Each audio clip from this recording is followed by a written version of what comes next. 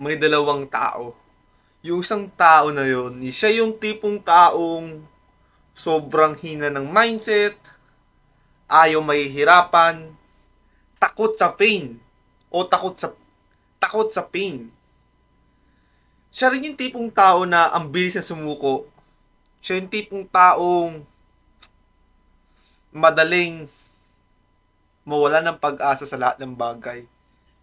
Yung isang tao naman, siya yung tipong tao na sobrang tikas o sobrang lakas ng mindset niya at saka hindi siya basta-basta nasuko.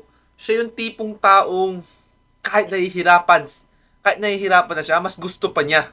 Siya yung tipong taong hindi basta-bastang di siguro para sa akin to. Hindi siya ganun.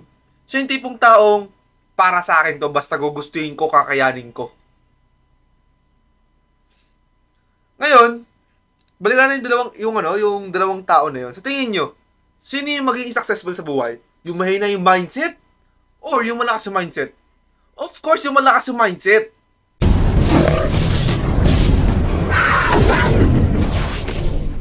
Karaniwan kasi, ang mga mali na mga tao ngayon is mabilis silang sumuko o mabilis silang mawalan ng pag-asa. Konting pagkakamali lang, ay siguro hindi na para sa akin to. Siguro ibang path yung gusto kong tahakin or siguro mali lang yung nasa isip ko na para sa akin to, hindi taga para sa akin to. Ganon yung karaniwang mindset ng mga ibang tao. Or minsan, ayoko pumunta sa gym kasi nahihiya ako eh.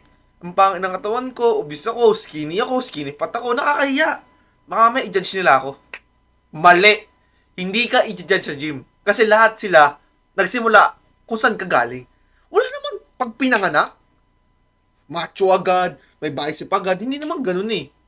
'Di ba? Walang ganun. Walang pinanganak na level 100 agad. Walang ganun. Okay? Walang pinanganak na may abs agad. Walang ganun. Okay? Lahat yan nagsimula sa level 1. Lahat yan nagsimula kung saan ka man nanggaling. Skinny fat, obese, or skinny. Okay? Walang magsisimula dyan pag gym na macho ka, na malaki katawan mo. Walang ganun. Diba? If may nagsimula ng ganun, huwag kayo maniniwala doon. Diba? Matagal na nag-workout talaga yun. Diba? Yun kasi karaniwang mali eh. Na parang lagi nilang lagi sila nahihiya, which is mali. Kasi kailangan, ang mahalaga sa buhay is lumabas ka sa comfort zone mo. Lumabas ka kung saan ka nahihirapan. Pain is normal. Quitting is not normal. Okay? Tandaan yan. Kasi, ang pain, lahat ng isipin nyo si Batman. Bakit siya naging ganun? Kasi nakaranas siya ng pain. Okay? Kasi kung hindi ka makakaranas ng pain, hindi ka maging successful eh. Spider-Man, nakaranas siya ng pain kaya siya naging Spider-Man. Tingin nyo maging Spider-Man tingin nyo si Spider-Man, siya yung maging Spider-Man ngayon kung hindi siya nakaranas ng pain? Of course, hindi. Kaya kailangan, inormalize natin yung pain. Okay? Tingnan nyo yung mga sikat na UFC, sila McGregor, sila Khabib. Tingin nyo ba? Bago sila makapunta sa pinakamataas, sa pinaka-championship level, na ganun kataas na league, na UFC, tingin nyo ba hindi sila nakaranas ng pain? Tingin nyo ba hindi sila nakaranas ng failure? Of course, hindi. Hindi nyo lang nakikita yung failure nila. Ang nakikita lang kasi natin yung success nila. Okay? Kahit kanino, hindi nyo makikita yung feel ng isang tao. Kasi ang makikita nyo lang, ang makikita nyo lang naman is yung success nila eh. Okay? Makikita mo lang yung kung ano na sila meron ngayon, kung ano na sila ngayon. Pero yung pain, yung suffer, yung puyat, yung kulang sa tulog, hindi nyo makikita yun. Okay? Hindi nyo makikita yun. Yung finished product lang makikita nyo. Yun lang talaga. Okay? Kaya sa mga takot sa pain, huwag kayong sumuko. Okay? Lagi lang laban, okay? Kaya ito ang pinakamagandang gawin yung mindset eh. Okay? Is yung lion mindset. Bakit ko ba nasabi? Ang lion mindset isa sa magandang mindset. Okay? Isipin nyo, okay? Bakit yung lion? Hindi siya mabilis. Hindi siya yung pinakamalakas sa jungle. Hindi siya yung aggressive, pinakamabilis tumakbo, pinakamatangkad. Pero bakit siya yung king of the jungle? Dahil yan dito. Okay? Dahil yan sa mindset nila. Okay? na kahit gaano ka kalaki, tatalunin kita. Kahit gaano ka kabilis, tatalunin kita. Kahit gaano pa kayo karami, tatalunin ko kayo. Ganun mag-isip ang mga layon. Hindi sila nasuko. Okay?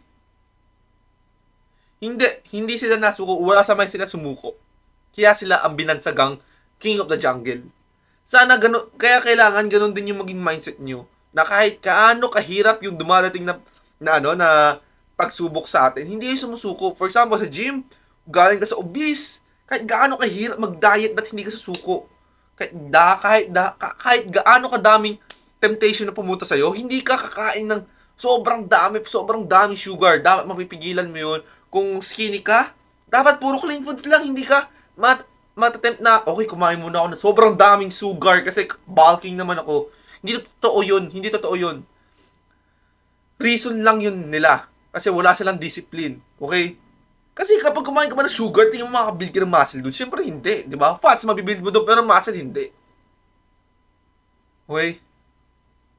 Para sa mga skinny fat, suggest ko sa inyo is mag-bulk muna kayo. Pero clean bulk, hindi yung dirty bulking. Hindi ako naniniwala sa dirty bulking. Kasi, bumigat ka man, pero yung di ka nakapag-build na maraming muscle doon. Puro fats yung na-build mo doon.